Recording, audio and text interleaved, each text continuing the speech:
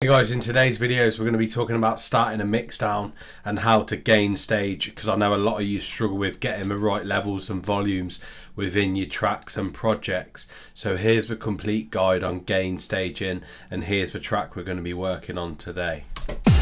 In the heat of the night, I love to move my body.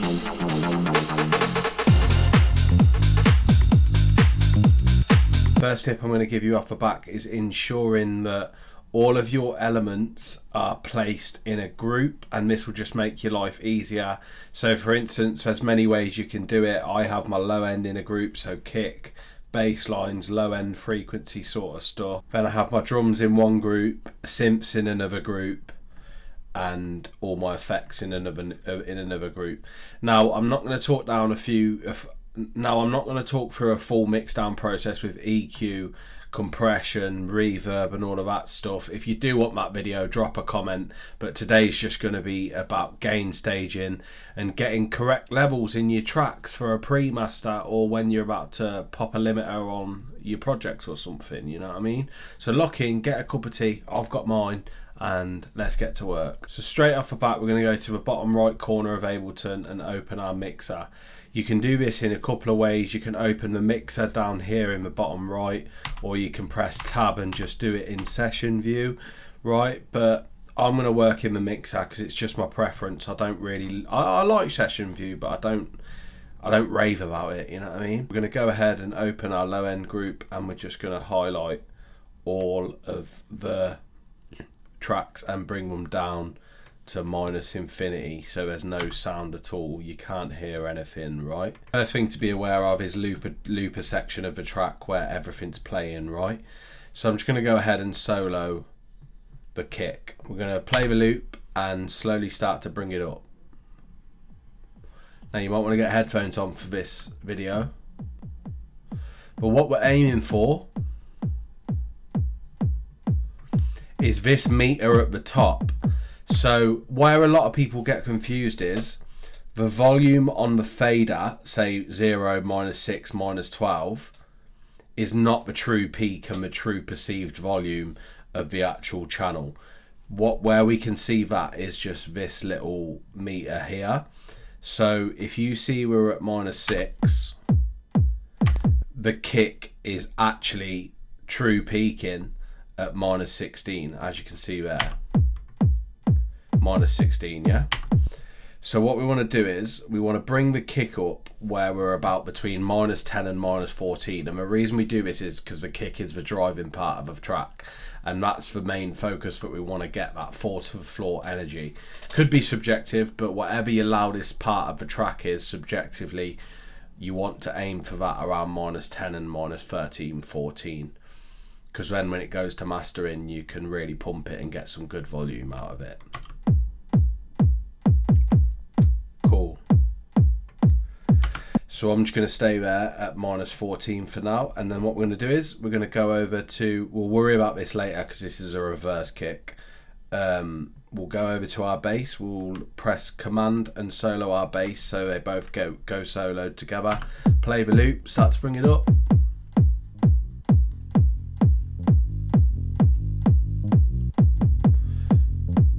And you just want your bass present but not overpowering the kick. And with sidechain compression, what I'll show you in loads of videos I've got on other socials and YouTube shorts, if you've sidechained correctly, you're going to get a good consistent pump with a nice volume. So I'm going to sit about there. So we're sitting at a few dB underneath our kick. Okay, let's move on to this bass, which is the response bass, and we're just gonna hit space bar and keep, oh, we need to solo it, press command and solo.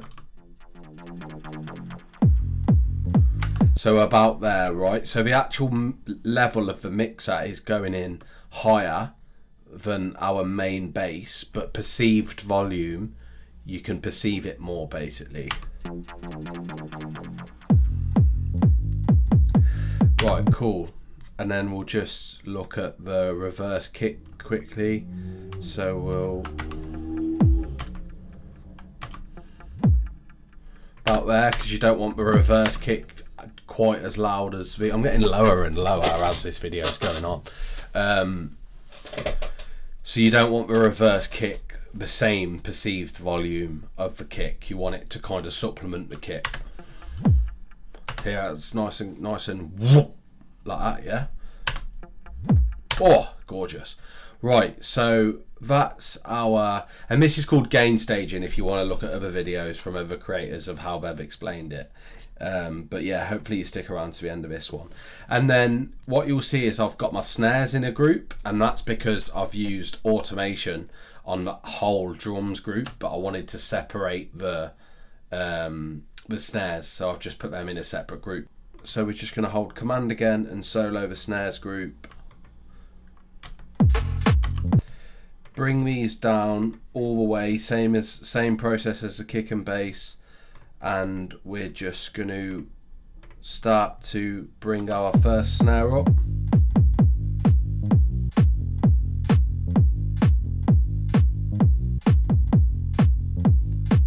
About there will do, and what we're aiming for here is cohesive sound across the whole board, so we don't want to smash something too much, we just want to kind of get a cohesive listening experience.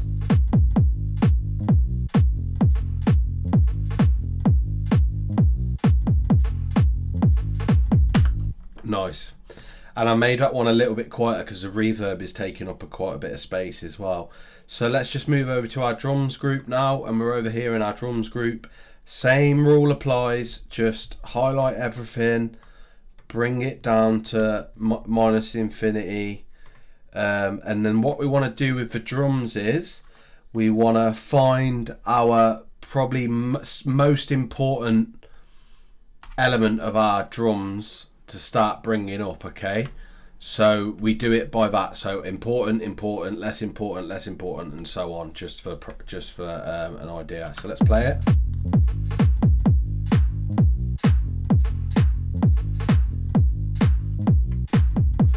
Let's go first open hat.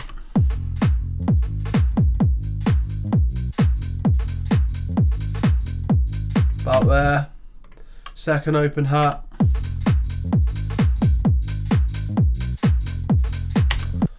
And then I think we've got a clubhouse loop in there, yeah, so we'll start to bring our loop up.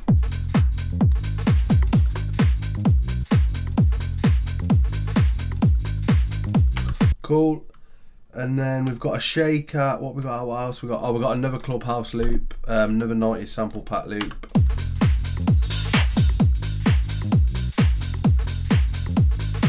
Starting to sound crispy, boys and girls.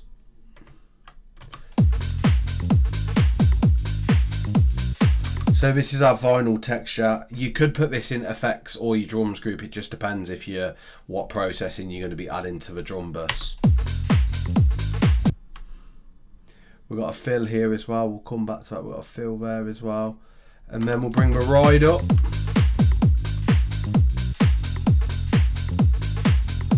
Right, cool. Get the shaker in there. And if you're wondering why I go drastic like to the top, it's so it's audible for me because I'm like pretty much deaf. But yeah, it's good to, with loops and stuff, sometimes to like boost it up a little bit so you're like whoa, and then it brings you back to reality and you realise that's got to go quieter, do you know what I mean? But yeah.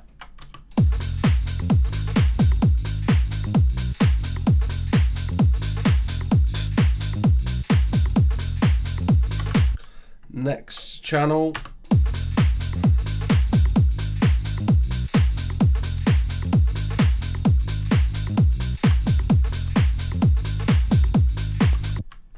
Don't think that plays there.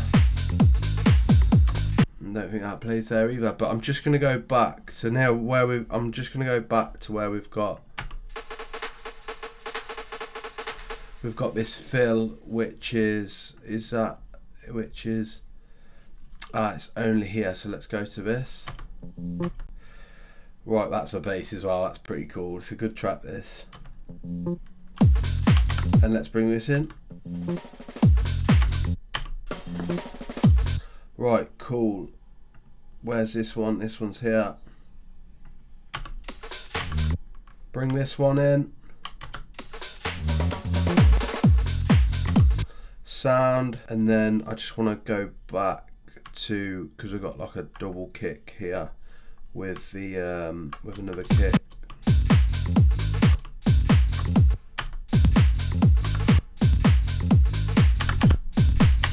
Right, that's sound. We're gonna move over to our synths, and most of the synth action is actually in the drop. Most of the synth drop. Most of the synth action is in the break. So if we get it right in the break, 9 times out of 10 it will work well with the groove as well. So let's just same again. We're just gonna open up our synths group. Just go over here, open up your synths group. Gonna press Command Solo,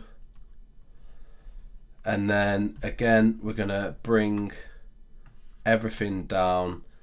The string, just for length of the video purposes, I know that's going to be fine because I know this track too well. So we'll just leave the synth there, but we'll just leave the what's it called there, the string there. But let's keep going. So we're going to bring the orb hits, which is a great plugin. So we want this quite present, and then we're just going to head over and head to second bass. What's this here? Oh yeah, this is my I actually can't remember what this is, but we'll see. Oh, this ain't a bass, it's just I basically copied the MIDI from the bass. Alright, so we've got our little organ. Let's just whiz through it now, and then I'll give you some extra tips at the end. Next one, we'll go ride cymbal. No, what, the ride cymbal? Oh yeah, this is a synth loop that I used because I just instantly fell in love with it. But yeah, let's listen.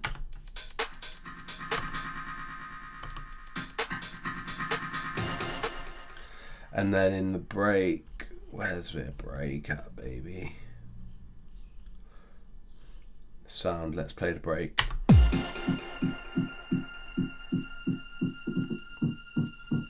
And I don't actually think we've got anything on here. Oh yeah, it's that one.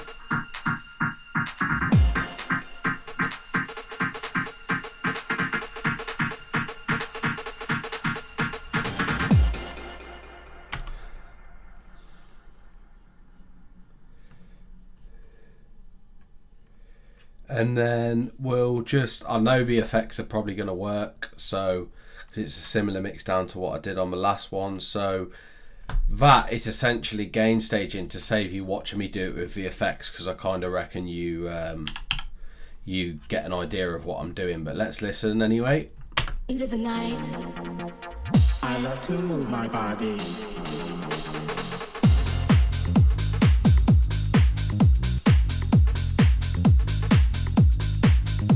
Let's listen from a break.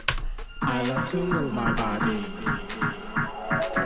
So that's essentially how you Gainstage, and look, you'll hear it's pretty similar, if not the same as the last time. So really, if we just digress a little bit, you want your most important element, which is your kick normally, because house music is all about force to the floor. You want that peaking like pre-master, so before anything goes on the master, between -10 and -14. Depending on how aggressive your sort of track is and that. And then you want your second most important element, and then so on and so on and so on. I did it linear, like as the track went on, like my groups and stuff, to show you an idea of how you just bring them faders up from the bottom. And one tip to remember is you're looking over here for the true loudness, the top meter, rather than the volume of the fader. That's how loud it's actually coming through. Right, so that was a fairly quick video, considering we normally take about an hour on our other videos, but you get the idea. That's Gainstaging, just bringing everything up lovely to a nice level until you achieve a great mix down. Overall levels are quality. You can hear everything. Nothing's too aggressive, nothing's too quiet.